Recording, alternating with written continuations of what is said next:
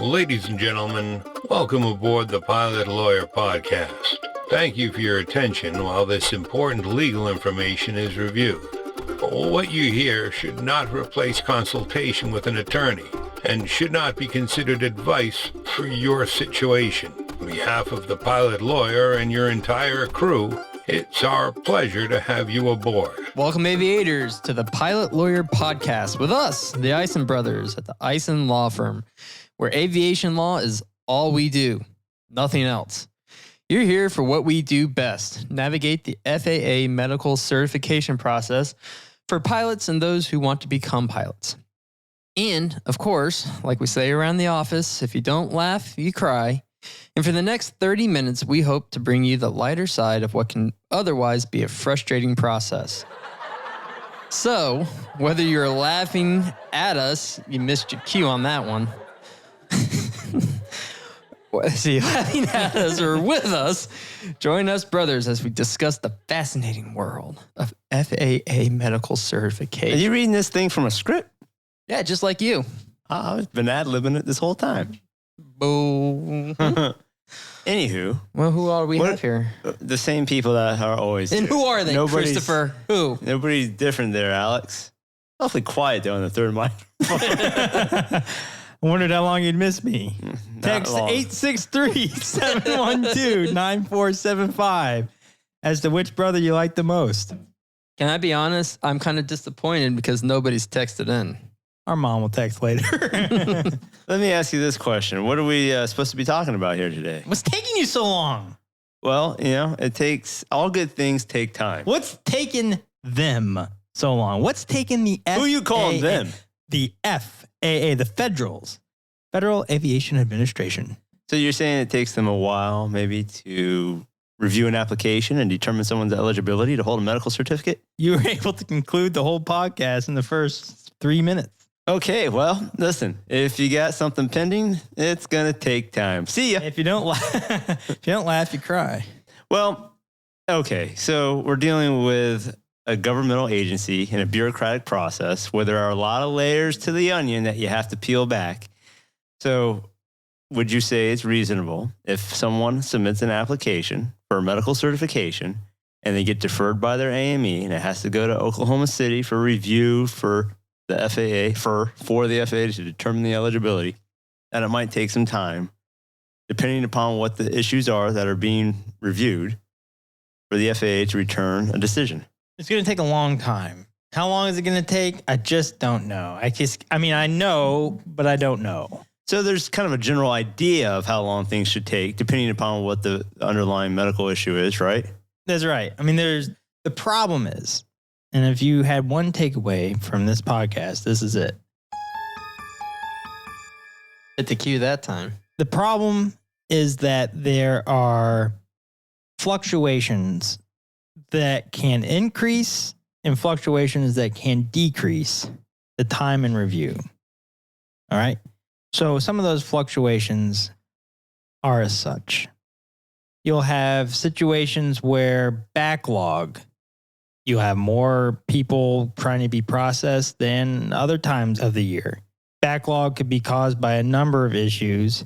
It could be depending on what department you're going to be reviewed at the FAA. Are there multidisciplinary issues that need to be reviewed to where you're processing through multiple layers of backlog? So backlog is kind of your number one issue. If you have a complicated issue and you have to matriculate through Oklahoma City, then to the Federal Air Surgeon, that's going to add time.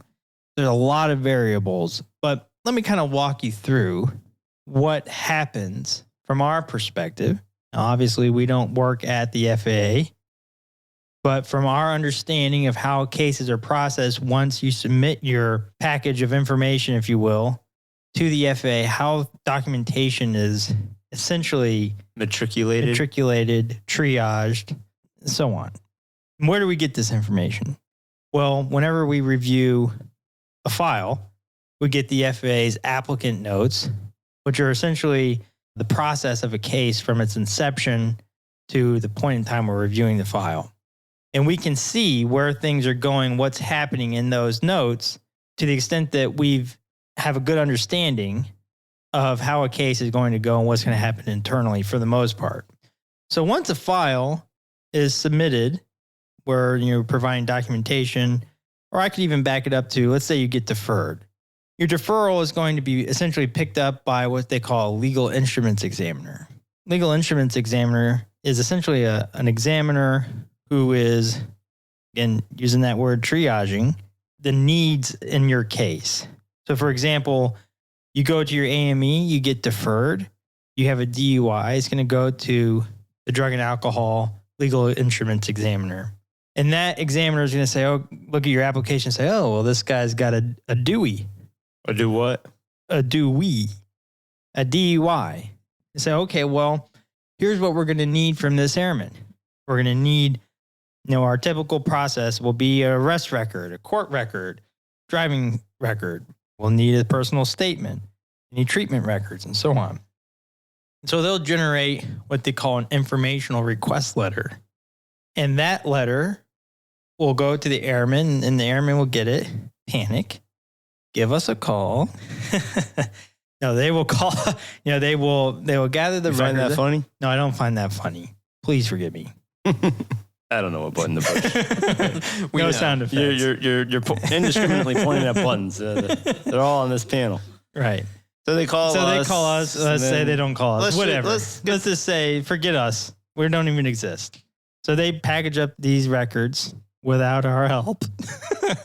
and we send that to the FAA. The legal instruments examiner is going to look at it and say, okay, well, it looks like we've got the arrest record, the court record. Oh, where's the driving record? They'll send you back another letter. Hey, come on, Sonny. We asked for the driving record. You got 60 days to provide it. So then you figure out how to get that. You send that in. Finally, they have everything. The legal instruments examiner is going to look at those records and say, okay, we've got everything. And they also review and sort of synthesize what's in the records from our experience. So say, oh, well, his personal statement says he drinks 16 beers a night and he's got a DUI. His BAC was, 0.17. And, he's got 15 traffic violations and whatever. And they'll digest that in the applicant notes, the DIWS notes is what they call them. And from there, the file will then go to the queue for the staff physician to review. Then the staff physician will review the file once it gets to him or her, and they'll sort of establish, oh, well, this is what we need to have happen in this case based off of this data. And then they could maybe say, oh, we'll give you the medical. They could say, we need additional information, at which point they're going to send it back down to the legal instruments examiner for that examiner to generate new documentation to the airman. Whether it's, hey, here's your medical, or we need additional documentation. Sometimes what will also happen is the doctor will say, well, I can't answer this question, or I would like some guidance from another doctor. So they'll send it to another doctor within the Oklahoma City office, or they'll route it to review at the Federal Air Surgeon's office. Now, what, pray tell, could be a problem? Are you just going to ask questions and then answer them? Well, seeing as how you guys are pretty much useless, this is the Anthony Ison show. Hey, pray tell. I'm not talking until I'm asked the question. Pray tell, what could be the problem? What a good question. So what you got here? I don't even know if that is a question. What kind of question is that? I'm just going to answer what I want to say. You got these cues. Cues are killing me, Smalls. They're essentially the line from a movie, a very famous movie called The Sandlot. You ever seen The Sandlot? 100 years ago. Yeah. You don't have kids that are interested in baseball? No. Or a wife that likes to constantly relive the glory days of the 90s? I haven't seen that one recently. Anyhow, the small killing me, Smalls. So what's taking so long in that process? Well, number one, all right, you get these incredible cues, these lines. I mean, you're not the only person. I'm just going to say it. You're not the only person being reviewed. I would love for you, Joe Q listener, to be the only person in line. Oh, okay, fine. Sure. Yeah, they get it. They're not the only person that's applying for medical certification. But what are you doing to help expedite the process? I mean, are you going yet? I wasn't there yet. Well, I got to talk about. Could you? Hey, here's an idea. Let's skip to the front of the line here and get to the point. All right. So what you don't want to have happen is you get through the queue to the legal instruments examiner, for example, and they say, well, this guy's waited 3 months for us to look at this, and for this lady, and as a result, we'll take a look at it, but they didn't provide us what we wanted, so then they send you a letter. That takes forever. That's 2 weeks, 3 weeks for them to write a letter, send it out, get it to you. Then you have to find what they want. Then you're going back into the hopper. You have to go back through the queue. Then get back to the legal instruments examiner. What if you didn't provide the right documentation that time? Or is it possible that you could have gotten ahead of something? Maybe you did provide the right documentation. Let's say it goes up to the doctor. Well, there are potentially things that are going to be required that you could have provided well in advance to where you went through the queues, not only the examiner's queue, the doctor's queue, that could have been sitting there for the doctor to review at the time of submission, that otherwise now they're going to have to say, oh, well, we don't like this. Send it back down. There's another 6 months. Would you say it's a fair assessment to say that those internal notes that you referenced earlier would give you a good indication as to maybe what it is they want to see when they open your file up next time on review? Not only is it fair, equitable. He just showed up to work for the past couple of weeks. Yeah, I've been picking up what you've been putting down. Well, all I'm trying to say, those notes will help you if you're in the process for a period. You're like, oh, look, they keep asking me for these weird things that I feel like I've justified. And the notes will always kind of give you an idea of what's going on internally and what they feel about your case. So it takes the guesswork out of the process and helps that substantive submission so that you're cutting back on wasting time. Wasting time. Somebody will, people will want to be frustrated with the process, but what they don't tend to understand is that the substantive, son, is what can slow you down in an increasing fashion. So that can slow you down. And then also the number of issues that you have for review could also compound it, right? Let's give you an example. Oh boy. Let's say you had a Dewey. Let's make it DUI. Generic enough that nobody gets upset that we're talking about their case. I'm going to give you a real generic example. We're not talking about, I don't even know anybody's case. I don't even work here. You got a Dewey, an OWI, a DWI. See, that could be anybody. Nobody's going to have all three characteristics. So you get a DUI, OWI, DWI, and you're going fast enough and you have an accident and you hit your head. Oh, boy. And you have a concussion. Oh, geez. And you have traumatic brain injury. Let me throw something else in there. They take you to the hospital. They rush you to the hospital. And you're AFib. All of a sudden you're AFib. You're having a heart attack. Let's just say you have a heart attack. They go in and they stent you. Now you've got stents. And while you're in there. I think you get the point. While you're in there. We got three things going on so far. Well, I can throw one more thing at boy. you. Let me think about what that would be. You had the head injury, you had the DUI. And then so you're laying peacefully in your hospital bed. They come and say, you have sleep apnea. You're not breathing. Is a sort of a generic issue. All right. So what's going to happen there? You just got four. Detail Joe Doe. Oh, sorry, Joe Doe. Joe Doe. I don't know. What is it, John Doe? Has your FAA medical certificate been denied? Are you concerned you may not be able to get a medical certificate from the FAA? Are you at risk for FAA action for failing to report your medical history appropriately? Call the pilot lawyer at 1-855-FAA-1215 to discuss your options for getting the FAA to issue your medical certificate and get you flying. We are happy to evaluate your case and discuss with you a plan for presenting your case to the AME or the FAA. Aviation law is all we do, nothing else. Oh my gosh. Anyhow, okay, so you got Joe Doe. Joe Doe's got four things going on. Going He's on. got the At DUI. least. But then he's got the DUI, he's got the heart attack, he's got the traumatic brain injury, and he's got the obstructive sleep apnea. So you're going to submit this, and they're going to want all the. When you say submit this, you mean You're the going to submit application? an application. And you're going to put all this stuff down on the application? You're going to put it all down because you're a truthful person and you don't want to get a falsification action. What's going to happen is going to get to the legal instruments examiner, and they're going to say, whoa, Nelly, we got quite a few issues here. We want the DUI records like we discussed previously. Now we're also going to need your hospital records. Now, sometimes in a case like this, they may say we need some fresh information as well. If you put down the TBI, if you put down the heart attack and so on, well, we're going to need a cardiovascular evaluation. We're going to need a stress test. We're going to need neurological evaluation for the TBI. We're going to need an MRI. We're going to need, sleep apnea documentation, a worksheet from your doctor, CPAP documents, and so on. And once that is all submitted and it's submitted appropriately and the legal instrument examiner is ready to move it forward, this is where you're going to see some real delay. Reason being, it's going to have to be reviewed by a drug and alcohol doctor.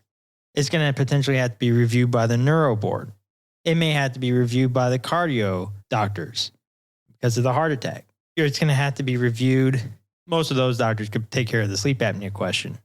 But the concern here is that now you're going through significant backlog or queues to get through the legal instruments examiner to begin with, and then to the initial doctor. Let's say it's at the drug and alcohol department. They say, oh, well, this needs to go to the neurological panel. Now, the panel, as I understand, is kind of like a mystery wrapped in an enigma, wrapped in a Sphinx.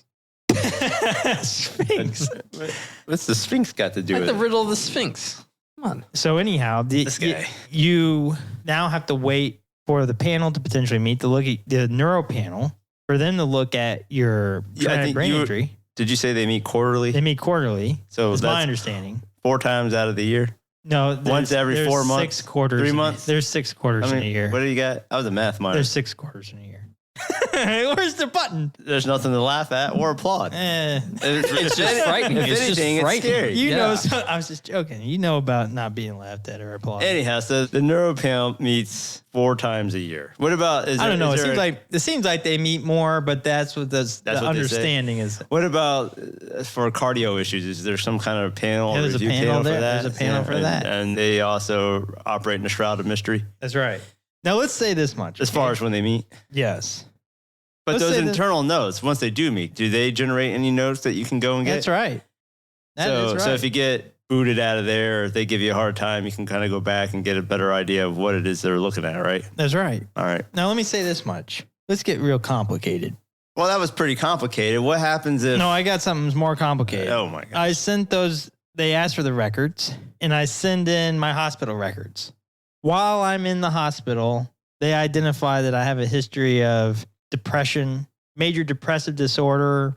For some Anxiety. reason, maybe they say it's major depressive disorder, recurrent anxiety, if you will. Maybe I had some Well, sort of hallucination. with that history that you've described, who wouldn't have a little Right, anxiety? exactly. Now they're looking at it and saying, well, what's this all about? So maybe they come back, not to say that, they could go through all this and they could be coming back and forth saying, hey, we looked at this in the panel and now we need this and now we need that. Now we need this. But let's say now, though, in this hypothetical that they see these mental health issues, is, this needs to be reviewed by the Federal Air Surgeon's office. So the Federal Air Surgeon's office houses the chief and assistant chief psychiatrist. That's where you'll get a psychiatrist to review a case, among other issues. At the Federal Air At Surgeon's the office? Federal Air Surgeon's office. And where is the Federal Air Surgeon, Alex? Washington, D.C. And so the queues to be reviewed in Washington, D.C. can be fairly significant. Now, there are things underway, as I understand it, to try to help mitigate what those queues are, to try and help limit the current wait times there. Expedite the process? Yeah. But those are typically lengthy review If periods. something ends up at the Federal Air Surgeon for review, typically, how long do you think it takes to get through that process? Typically, that's about a 6-month process just to get through the queue. Then you're going to get reviewed, and that's going to potentially take some time. Then that may have to get reviewed by the panel up there. There's a lot of moving parts as to how a case could progress depending on your conditions. Now, let's just say John Q. listener has a very simple issue. Let's say perhaps they have pre-diabetes that's treated with diet. And for whatever reason, the AME decides to defer that. How long of a process should that take? Go ahead. Just push it. Seems appropriate. Let's just say, for example, you have a case that's kind of easy like that. Should it still take 6 months to a year or longer? You're looking at me like I got a button for every. Well, you get your finger Just over pick and over one. something. There's no button. Pick one. What Out loud. button? I mean, what do you want? Applause, laughter, wah-wahs? I mean, it sounds No, like I a want it wah-wah all. situation. I want I mean, it sounds like when you get to the Federal Air Surgeon's office, it's this. That's a good one. And hopefully, you don't want to hear this. Yeah, I don't want to hear the sounds of your intimate. But you have us, you'll be doing this. Okay, I've gone through all the appropriate sound effects. But you still have to deal with the cues, no matter how difficult a case potentially is, and you still have to deal with the substantive. So the idea here is you want to try to make sure that the substantive items that you're putting in front of the FAA are going to help move your case forward. A lot of people don't seem to understand that the build up to a case and the submission of documents, they may not be asking for something right now, but we've done enough cases to know, well, in this fact pattern, they're going to ask for this.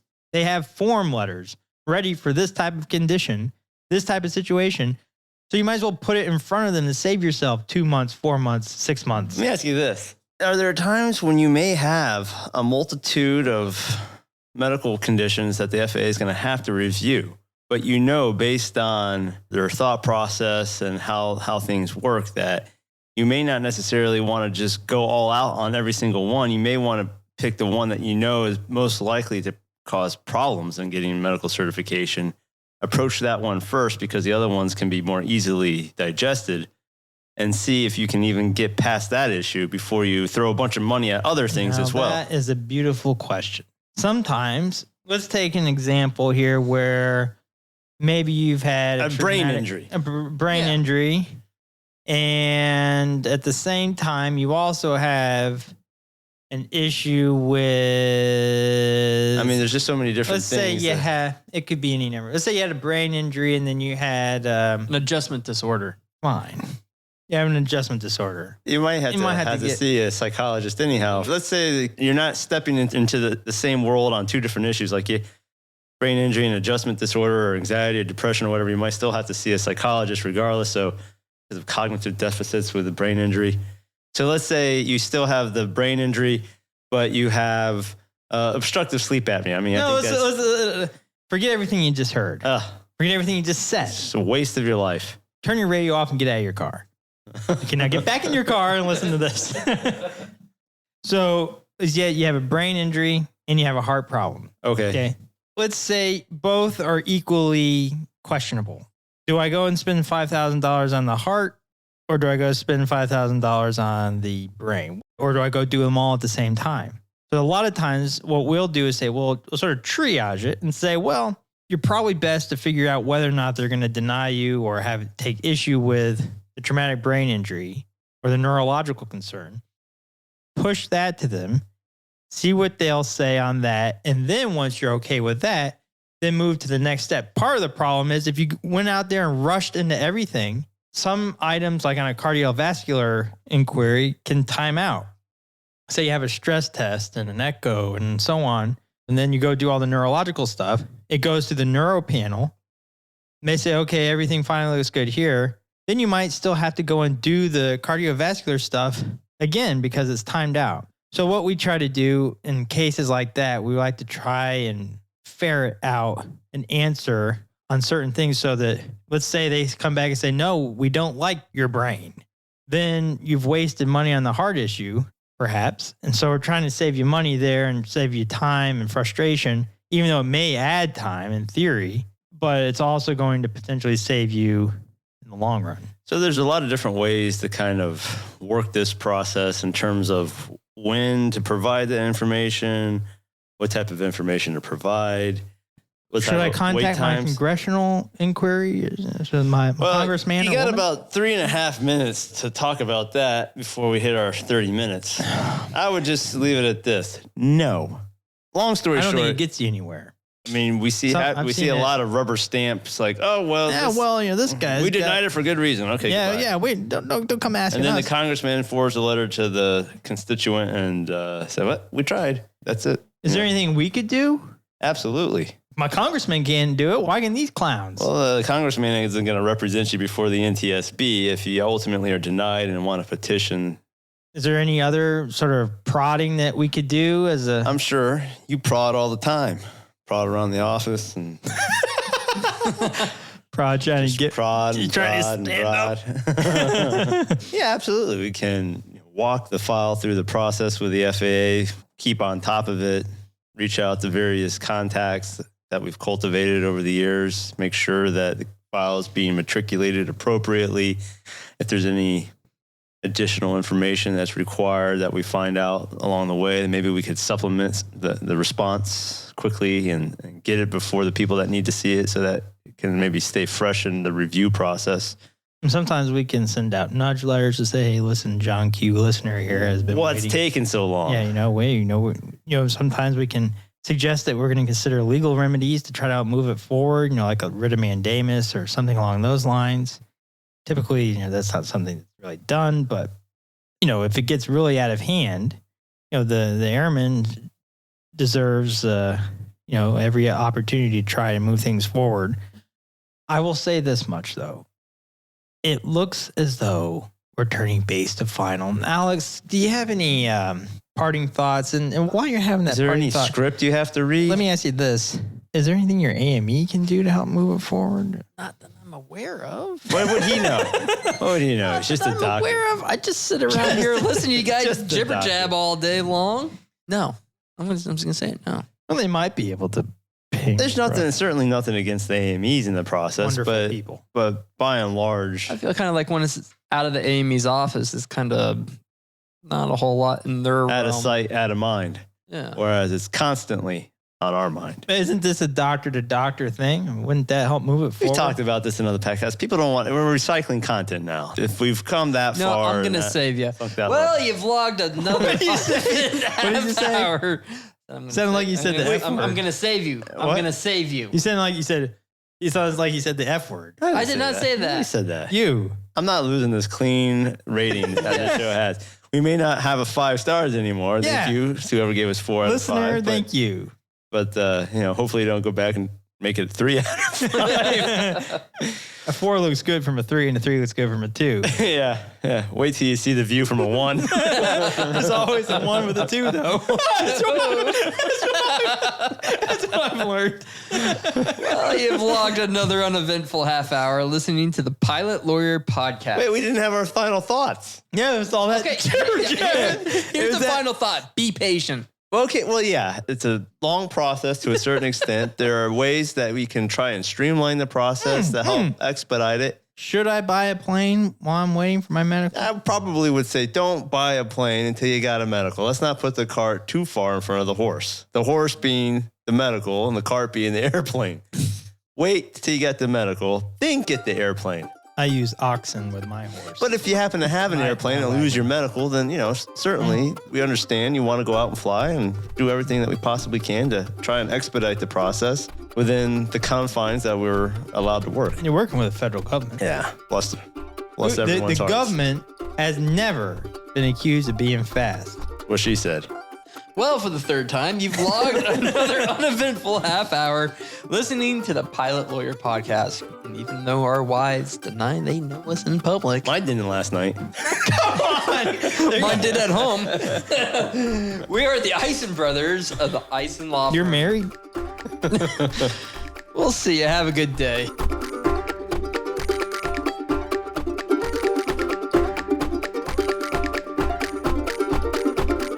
This is thepodcastfactory.com.